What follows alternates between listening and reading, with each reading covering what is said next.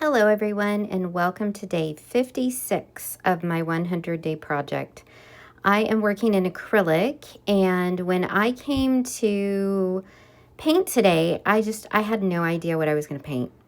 So I pulled out a color of paint. This is a Lukas Cryl Studio color in lavender. It's a beautiful color. I don't use it very often, so I thought that's going to be my base layer today. So I popped that down. And whenever I don't know what to paint, I just kind of make a mess and eventually something emerges. And so if you recall a few days ago, I did some collage with some deli paper that I had cleaned off my brayer with in a gel printing workshop. And I still had that leftover paper sitting next to me. So I was like, okay, I'm just gonna put that down and see what I get. So that's what I did. I tore it up and just collaged that down with some gel medium and layered it right over that lavender. So just trying to kind of get something going, hoping that I'll see something in it once I get some color on top of it. And at a minimum, I'm going to love all the texture because that deli paper just doesn't dry very flat, so I love it. So I've got some acrylic ink also sitting next to me. I took some of this lavender color from Sennelier, dropped a few drops on there, moved my fingers around, and already I can kind of see a figure in there. I went and let it dry and came back, let it dry for the most part, and came back and took some of that Prussian blue. This is also a Lukas Cryl Studio paint color, and I added that to give it some darkness, and then got my brush really, really wet with some water and let the water kind of mix with the ink and mix with that Prussian blue color and then throw it down. And then I thought, well, I just need something vibrant now to go contrast with that. And the tip of my bottle wasn't very clean, and it shot fluorescent paint all over the place, so I had it all over the floor. But this is a high flow color, and you can see how liquid it is, and there she was. There was my figure. So I'm going to go around now and do some negative shape painting to bring her out. And I started off with a color that I thought would be a really big contrast with her head. And that was like a yellowy color. And then I thought, well, let me bring some of that down into like an orange.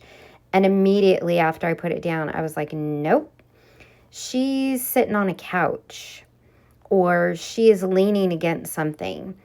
And so I thought that color needs to be dark. So I went in with the Prussian blue and darkened it up. So now what I'm doing is I'm pulling out the figure. I can see her two arms that are stretched out, like she's kind of leaning against something. I'm adding a little bit of that fluorescent pink to the top color. There was a little bit of that Prussian blue in the yellow, and it made it just a little too dingy. And so I wanted to brighten it up just a little bit and bring some of that Prussian blue up a little bit more. And with so much texture, I'm kind of taking my time with it and letting things dry because all the liquidy paint is pooling and collecting in all the nooks and crannies in the texture, which is just fabulous. But it means that it can get a little liquidy if I'm not careful and I'm not paying attention. As I'm sitting here working on her, I was like, is she sitting on a couch? Is she laying on a bed? And then it looks like her dress is kind of twirling and swirling around her. And I'm like, maybe she's dancing.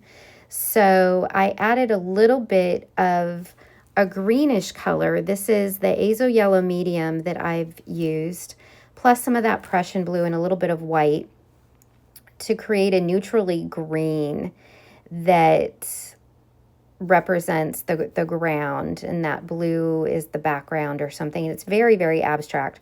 And I really wanted to keep this as abstract as I could and still have it look like a figure. I think sometimes I don't have to make it quite as representational as I think I need to. And so I'm wanting to do a little bit more abstract. as I look at it. So I really wanted to stop myself sooner. But she had this shape in her chest that looked like a perfect heart. So I just needed to fill that in. And she's just having fun. She's enjoying her life. She's got this bright, colorful dress on. She's twirling around. She is happy as can be. And I just love her. So I'm kind of making an indication of a light source here with a little bit of light coming from the right-hand side of the painting, wanting to brighten up that top a little bit, bringing some of that yellow down so that yellow heart kind of ties in a little bit better. I'm going to tone down that background a little bit after it dries with a little bit of white, and then that just brightened things up a little bit. But I love all the texture. I love her energy. There's so much movement. That fluorescent pink is just such a beautiful color.